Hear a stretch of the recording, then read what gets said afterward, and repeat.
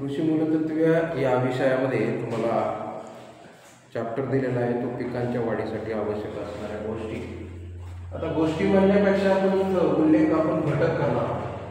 पीक वाढ म्हटलं तर पीक वाढीसाठी आवश्यक असणाऱ्या घटकापैकी जे मूलभूत घटक असतात ते मूलभूत घटकाविषयी आपल्याला सविस्तर माहिती घ्यायची आहे आणि दुसरी गोष्ट हे घटक नेमके कोणत्या प्रक्रियेमध्ये असतील आणि त्यानुसार त्यांचा उपयोग केल्यानं किंवा त्यांच्या माहितीनं आपल्याला काय फायदा होईल याविषयीचा एक भाग आपण माहिती घेणार आहोत. तर प्रश्न तुम्हाला याच्यावरती असा येईल की पीक वाढीसाठी आवश्यक घटक स्पष्ट करा. 8 गुणाला प्रश्न येणार आहे आणि त्या प्रश्नामध्ये जे प्रमुख मुद्दे लिहायचे तुम्हाला तर उत्तर लिहित असताना पीक वाढीसाठी आवश्यक घटक करून तुम्हाला 1, 2, 3 आणि 4 1 मध्ये हा 2 मध्ये एवढे आणि 3 आणि 4 तर आपण सविस्तर करू. यामध्ये सविस्तर जात असताना या ठिकाणी सगळ्यात महत्त्वाचं पहिलं येतं जमीन म्हटलं तर त्या ठिकाणी जमिनीचा पृथ्वीचा पृष्ठभाग हा पातळ थराच्या कप्प्याने बनलेला असतो आणि ती आच्छादलेली असते. त्याच्यामध्ये मूळ खडकापासून ती जमीन बनलेली असते. त्यामध्ये खनिज पदार्थ, सेंद्रिय पदार्थ,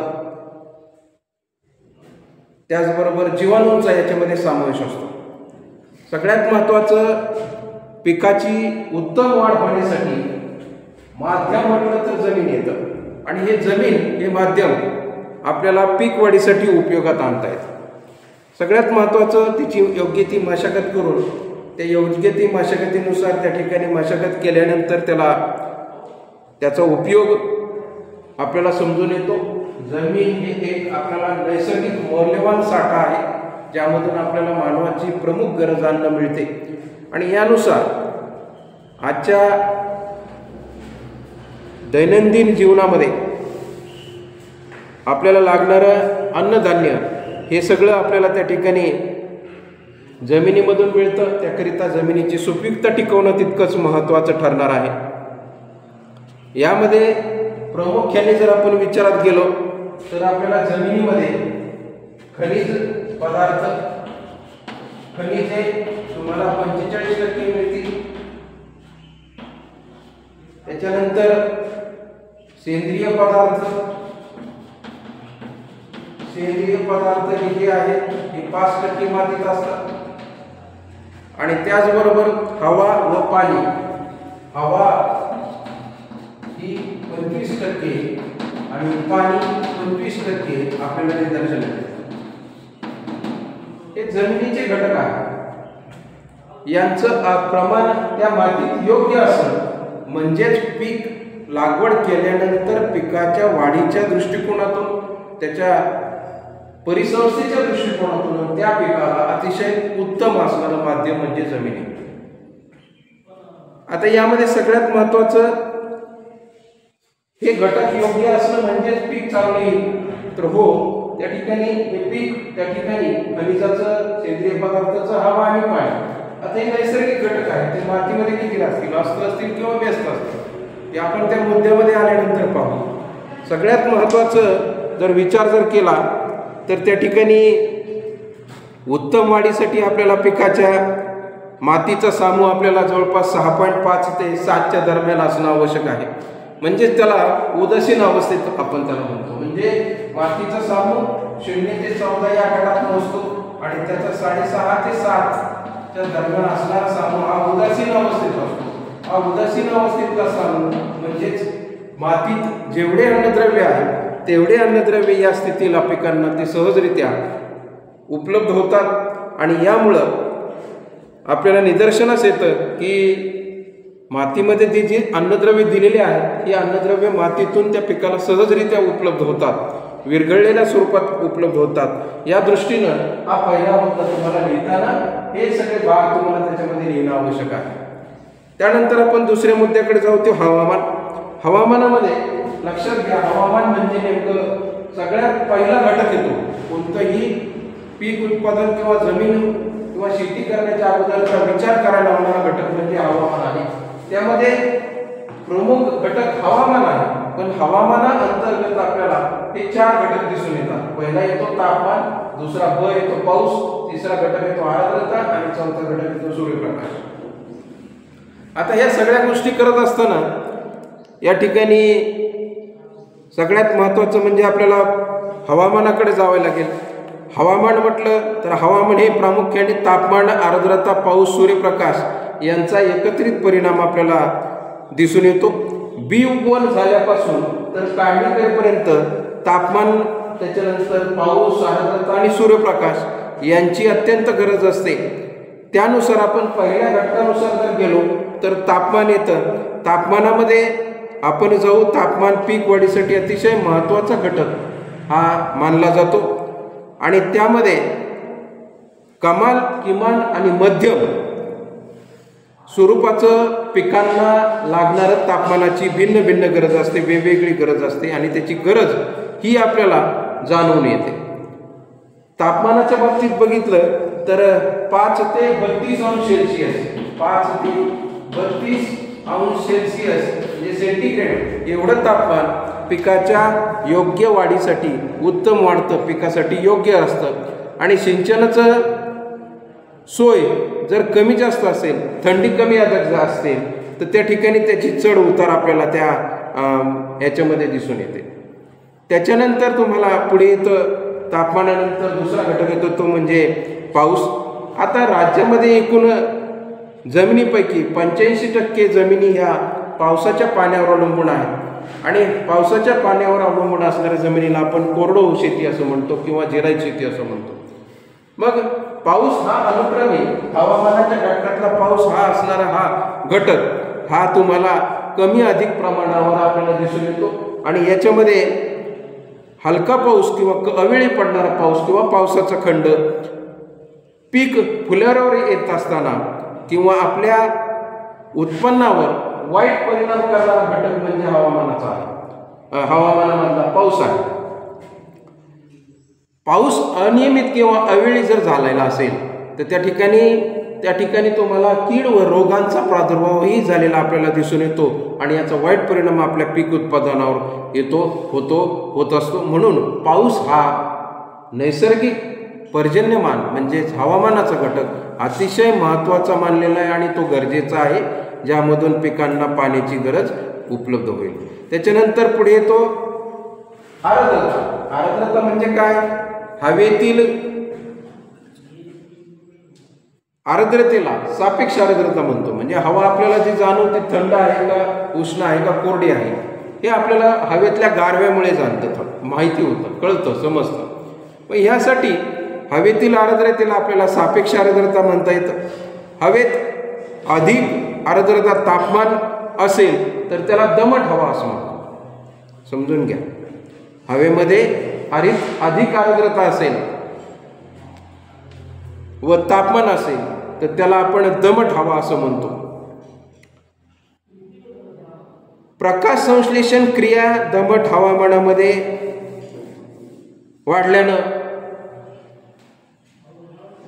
प्रकाशाचं शोषण होणं कमी होऊन दमट हवामानामध्ये कीड व रोगाचं प्रादुर्भाव त्या ठिकाणी आपल्याला दिसून येतो. काही पिकांना हवामान मानवतं, काही पिकांना ते मानवत नाही. त्याचबरोबर हवेत कमी आर्द्रता असेल तर त्याला कोरडं हवामान म्हटलं जातं. कोरड्या हवामानात पिकाची शोषण क्रिया वाढल्यास प्रकाश संश्लेषण क्रियेवर परिणाम होतो. कोरड्या हवामानात शोषण क्रिया वाढल्याने प्रकाश संश्लेषण क्रियेवर परिणाम आपल्याला दिसून येतो आणि हा परिणाम हा पिकाच्या अन्न बनवण्याच्या वेगावर होतो. त्याचबरोबर आर्द्रतेनंतर पहा सूर्यप्रकाश. हवामानाचा अतिशय महत्त्वाचा आणि चौथा घटक आहे तो म्हणजे सूर्यप्रकाश. हवामानाचा महत्त्वाचा आणि आवश्यक घटक असणारा सूर्यप्रकाश म्हणजे का म्हटलं जातं तर अन्न बनवण्याच्या, वनस्पतींना अन्न बनवण्यासाठी आवश्यक असणारा सूर्यप्रकाश हा हवामानाचा हा चौथा घटक सूर्यप्रकाश आहे. आता यामध्ये सगळ्यात महत्त्वाचं प्रकाश संश्लेषण क्रिया यामुळे मंदावू शकते, पण कधी सूर्यप्रकाश कमी अधिक असेल तर सूर्यप्रकाश योग्य असेल तर अन्न प्रक्रियेवर परिणाम होणार नाही. वनस्पतीच्या, पण सूर्यप्रकाशाचं प्रमाण जास्त झालेलं असेल तरीही मंदावू शकतं. आता या सगळ्या गोष्टी आपल्याला पुढे पाहायला मिळतील. आता सूर्यप्रकाशाच्या बाबतीत जर म्हटलं तर सूर्यप्रकाश हा अन्न प्रक्रियेमध्ये, प्रकाश संश्लेषण प्रक्रियेमध्ये आवश्यक आहे. या दृष्टीने जर विचार केला तर त्या ठिकाणी दिवसाच्या 24 तासापैकी 12 तासापेक्षा अधिक वेळ सूर्यप्रकाश उपलब्ध होत असेल तर त्याला मोठा दिवस असं म्हणायचं. 3 भाग यात आपल्याला दिसणार. सूर्यप्रकाशामध्ये किती वेळ उपलब्ध होतो, मोठा दिवस, मध्यम दिवस आणि लहान दिवस. आता यामध्ये 24 तासापैकी 12 तास आपल्याला सूर्यप्रकाश आपल्याला उपलब्ध होत असेल तर त्या ठिकाणी समजायचं की त्या ठिकाणी तो मोठा दिवस आहे.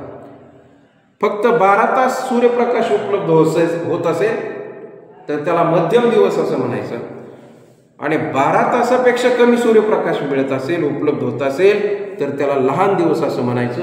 या 3 भाग आपल्याला या सूर्यप्रकाशाच्या मध्यामध्ये लिहावे लागते. त्याच्यानंतर याबरोबरच अजूनही दुसरे घटक त्याच्यासोबत येतात, ते म्हणजे धुकं, वादळ याच्यासोबतच येतात. त्यांचंही नाव घ्यावं लागेल. धुकं, वादळ, सुनामी हे सगळे त्याच्यासोबतच येतात. हे नैसर्गिक. त्याचबरोबर अजून एक लक्षात घ्या की इथं गारपीट पण येईल. गारपीट हेही मुद्दे त्या हवामानाच्या घटकाबरोबर लागून येतील आणि याचा वाईट परिणाम पीक वाढीसाठी किंवा पिकाच्या वेगवेगळ्या अवस्थेवर होऊ शकतो. यासाठी आपल्याला माहिती असणं आवश्यक आहे. पुढे चौथा मुद्दा येतो तो म्हणजे पाणी. पाणी म्हणजेच वनस्पतीचं स्वतः अन्नवंश आहे. लक्षात घ्या, आपल्याला दुसरा चॅप्टर जो आहे जमिनीचे घटक, त्यामध्ये तो मुद्दा मी तुम्हाला शिकवलेला आहे की पाणी हे वनस्पतीमध्ये स्वतः अन्नवंश आहे. त्यामुळं वनस्पतीमध्ये पाण्याचं कार्य जर बघितलं तर वेगवेगळ्या ठिकाणी वेगवेगळी आहे. अशा वेळी पाण्याचा ताण किंवा पाणी कमी पडल्यास पिकाला त्याचा ताण पिकाच्या वेगवेगळ्या वाढीवर होऊ शकतो. परिणामी अनुक्रमे आपण जर पाहिलं तर त्याचा ताण पडल्यानं पिकाच्या त्या वाढीवर किंवा त्या अवस्थेवर वाईट परिणाम झालेला आपल्याला दिसून येईल. चौथा घटक येतो तो म्हणजे अन्नद्रव्य. पिकाच्या निकोप वाढ होण्यासाठी आपल्याला स्पेशली अन्नद्रव्य, वनस्पतीचे अन्नद्रव्य चॅप्टर आहे, तिथं मी तुम्हाला सविस्तर शिकवलेलंच आहे. परंतु तरी पण एक वेळेस पुन्हा आपण आकलन म्हणून पाहू. त्या ठिकाणी पिकाची निकोप दर्जेदार वाढ होण्यासाठी अन्नद्रव्याची गरज असते आणि ती पीक वाढीसाठी आपल्याला एकूण 17 अन्नद्रव्य आपल्याला लागतात. किती? एकूण 17 अन्नद्रव्य. या 17 अन्नद्रव्यामध्ये आपण वर्गीकरण पाहिलं. अनुक्रमे मुख्य अन्नद्रव्यामध्ये हवा, पाणी या स्त्रोतामार्फत उपलब्ध होतात आणि ती अनुक्रमे कार्बन, हायड्रोजन, कार्बन, हायड्रोजन, नत्र, स्फुरद, पालाश हे दिसून येतात मुख्य अन्नद्रव्यामध्ये. कार्बन, हायड्रोजन, ऑक्सिजन, नत्र, स्फुरद आणि पालाश या मुख्य अन्नद्रव्यामध्ये, या स्त्रोतामध्ये. हे कुठून उपलब्ध होतात? हवा व पाणी. स्त्रोत कुठून आहे? तर हवा व पाणी यामधून पण आहे. त्यानंतर दुय्यम अन्नद्रव्य त्याचमध्ये जमीन व पाणी यांच्या स्त्रोतामार्फत उपलब्ध होणारी अनुक्रमे आपल्याला दिसणारी जी आहेत ते कॅल्शियम, मॅग्नेशियम आणि गंधक म्हणजे सल्फर येतो. सूक्ष्म अन्नद्रव्यामध्ये एकूण मूलद्रव्य आपल्याला, सूक्ष्म अन्नद्रव्य जे आहेत ते आपल्याला दिसून येतात. ते म्हणजे लोह, बोरॉन, जस्त, मॅग्नीज, तांबे, मॉलिब्डेनम, क्लोरीन, निकेल हे अनुक्रमे आपल्याला हे 7 ते 8 अन्नद्रव्य आपल्याला दिसून येतात. मुख्य अन्नद्रव्य समजून घ्या. मुख्य अन्नद्रव्य हे पिकांना मोठ्या प्रमाणात लागतात, तर सूक्ष्म अन्नद्रव्य हे पिकांना मोजक्या प्रमाणात लागतात आणि ते मातीतून शोषले जातात. मी त्याचे स्त्रोतही सांगितले तुम्हाला आणि त्यानुसार त्यांची उपलब्धताही होते. मूळ बाजू समजून घ्या की हे जे घटक आहे या घटकाशिवाय आपल्याला पीक उत्पादन किंवा पीक पद्धतीचा अवलंब करता येत नाही. म्हणून कोणतंही पीक जमिनीवर किंवा याच्यावर लागवड करण्यासाठी गरज असते तर यांचा अभ्यास आपल्याला सुरुवातीला करावा लागेल. त्यामुळे जमीन, हवामान, तापमान, पाऊस, आर्द्रता, सूर्यप्रकाश हे घटक, त्याच्यासोबत विपरीत परिणाम यांचा आहे, धुकं, वादळ आणि गारपीट. नंतर तिसरा मुद्दा येतो तो म्हणजे पाणी, आणि चौथा येतो तो म्हणजे अन्नद्रव्य. यांची थोडक्यात माहिती तुम्हाला या दिलेल्या प्रश्नाच्या उत्तरासाठी जर लिहिली तर 8 पैकी 8 गुण तुम्हाला सहज मिळतील. आणि तुम्हाला यासाठी आवश्यक असणारी माहिती तुमच्या पुस्तकामध्ये अतिशय सुंदर दिलेली आहे. त्याचा तुम्ही अभ्यास करा आणि अभ्यास करून त्या प्रश्नाचं उत्तर अंतिम परीक्षेला व्यवस्थित लिहा. पूर्ण व्हिडिओ पहा, शेअर करा, कमेंट करा. धन्यवाद.